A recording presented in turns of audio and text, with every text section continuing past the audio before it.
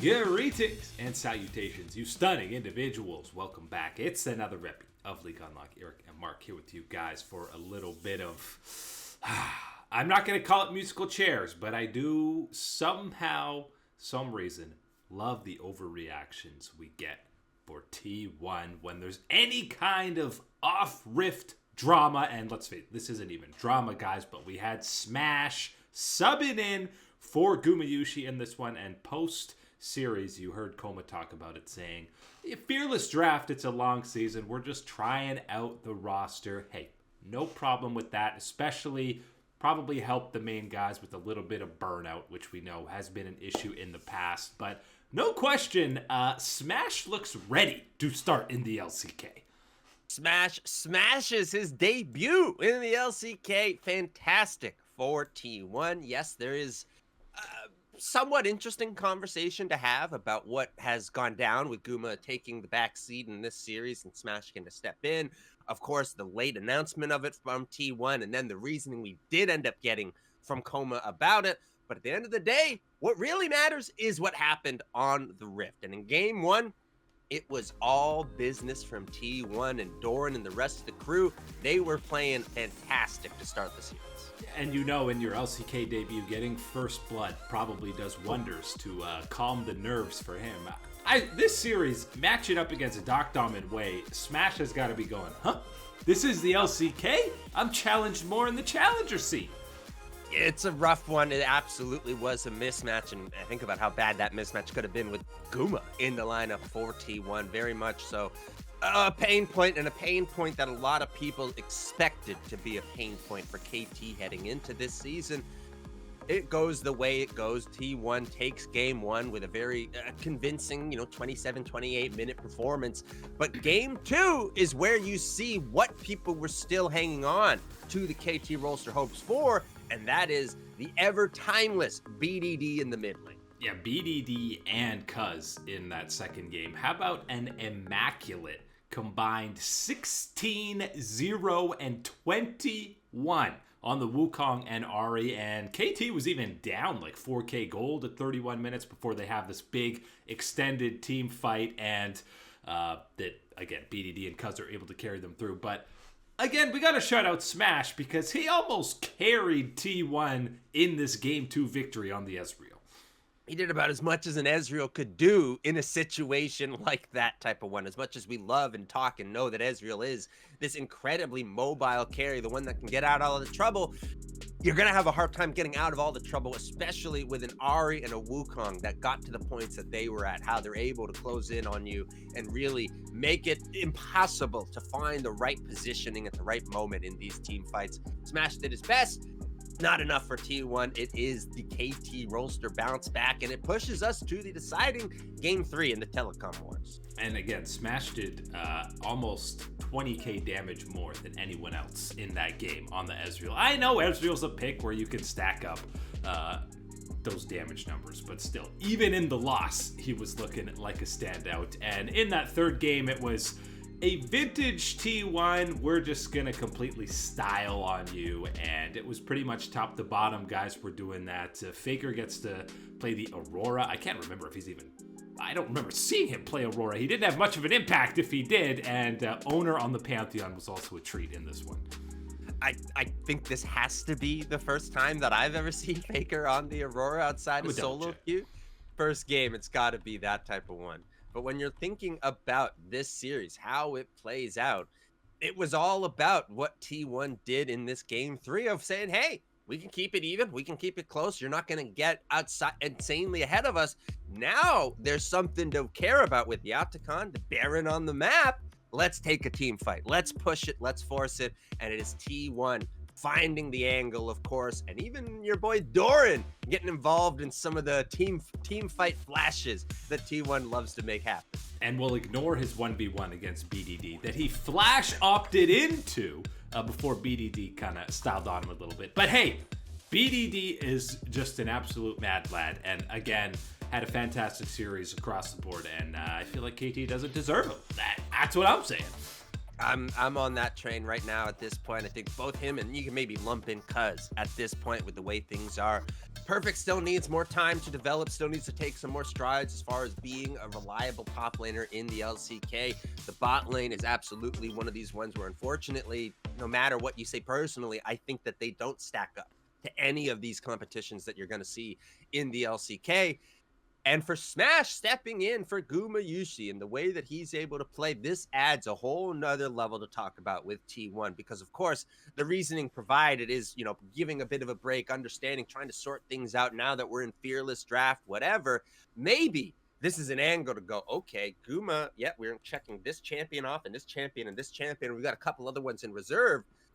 Then you look over to the card that has Smash on it, and it's this champion's different. This one's a little different. This one, different angles that maybe you can play in and utilize through a situation like Fearless Draft.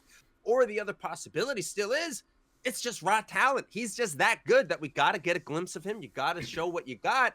And I think for T1, you're going to have to be ready to pick up a lot of phone calls about Mr. Smash and what he's showed here, even in just one series. Yeah, I'm not sure he's on the team in the summer split because he's going to be getting a lot of calls. But yeah, I mean, if you bring him in this game, I wonder if you're going to play him this week. The next match is against Nongshim over the weekend. Do you give Guma the full week off? Because let's be honest, he's not going to be taking the starting spot from Guma.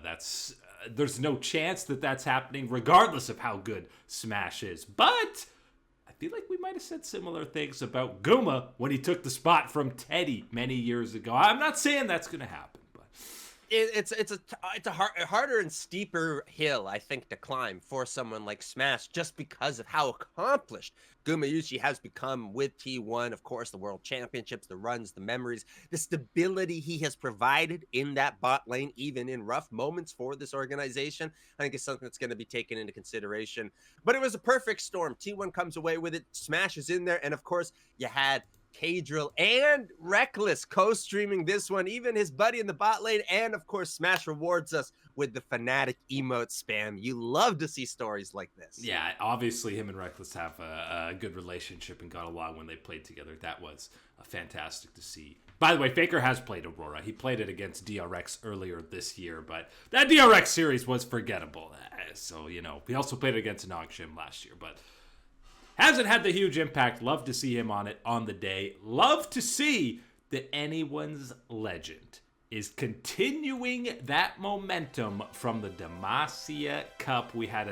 This is probably the best matchup we've had so far in the LPL, 1-0 TES versus anyone's legend. And game one was a battle of AD carries, back and forth, Jackie Love and Hope, who could take over team fights more. And it's rare in 2025 to see Corki actually have a pop-off performance, but somehow we did. We did, and yes, it's been very much, I think, talked about. Again, of course, one of the traditional, most standard options that we see in League of Legends, but the Corki has had a bit of a struggle bus in the way that things have changed and where the meta is right now, who's being played, and what you need to do, and the timings of it is one of those things ends up working out here in this game. And, Kyle ended up deservedly getting the MVP for that one because he catches out Jackie Love in one of the final fights, but Hope 11-0 and 5 in that first one. But really the story of this series was a couple things. The individual performances of Tarzan and Kyle continue to showcase these guys are legit top 3 in their role in the region. And top esports without Mako seems a little bit lost in how to play the game properly because they were opting into 4v5s, didn't have a teleport. They were just in all these kind of team fights and scenarios that they were on the back foot. And let me tell you, anyone's legend punished them for it. Yes, it was incredibly clear, especially when you're coming fresh off of, thinking about the gameplay that you saw from top esports, the strengths you saw from them last year, and to see this performance. Yes, Mako is a missed figure for this team. The way that he was able to probably go through the decision making, some of these type of split moment things where it feels like a panic response from top esports as opposed to a calm, collected one of going, okay, well, sure, maybe you can take that, or, this happens and that's not great, but this is happening for us, or no, this is the opportunity to go for it type of thing and push for it is what Mako provided for that team. It was lacking in this one, but what certainly wasn't lacking is the firepower from Mr. Tarzan in the jungle for anyone's legend, which is so exciting because last year we tracked through, whether they were pretenders, real contenders, anyone's legend. And I think at the end of the day, pretty much a lot of people came to the conclusion that they are real contenders. There still is going to be a road to climb to be at the real contention point in the LPL, but they're for real. They are a real team to keep track of. And adding a high power, high end figure like Tarzan to this lineup has the potential to throw it over that heat, over to that next level to compete and push it even further against the likes of the Titans like BLG waiting in the LPL. And I think this is the ticket for anyone's legend. Yeah, I mean, after this series, I'm starting to feel more comfortable putting them, anyone's legend that is, right behind BLG in that 2 spot in the LPL. But the 4th game, we did get to see some of this fearless fun, starting with the Volley Bear coming in for your boy Tarzan that he goes deathless on. And then we had the Tristana Lulu for top esports, which did not have the same effect. No, I'm not feeling it. I understand, again, the idea is very similar, of course, alongside anything with Lulu in an enchanter type of situation. Tristana was not really the one that I'd be going for right at this type of point in time, especially in this matchup and into the matchup that you had on the other side with Kale on the Seraphine, and especially the way he had been playing throughout this series. That is the other guy that I think does deserve an extra little bit of nod, an extra little shout out from this series, that he was fantastic. And one of these ones that, again, makes you go, how did you escape the LCK? How did nobody really take a chance on what you were able to do here? This was fantastic here from anyone's legend. Very excited about this one and where it puts them in that conversation for the top teams in the LPL.